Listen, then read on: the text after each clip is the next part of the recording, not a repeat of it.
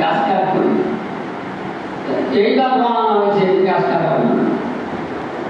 তো ওই গাছ কাটার জন্য যখন রওনা হয়েছে, তো এখন ওই যে আবার প্রতিমধ্যে শয়তান ও আবেগ আবার এরকম শয়তান বলে যে না আমি গাছ কাটতে দেব, আবেগ সব বলে না আমি আজকে কাটবো, আজকে কাটবই, আজকে এই গাছ কাটবই।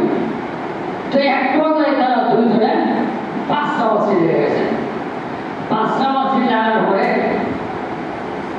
এইবার শয়তান গিয়া আবেদের বুকের উপরে বসছে। কথাটা খেয়াল দেবে, খুব ভালো করে বলবে। তো শয়তান গিয়া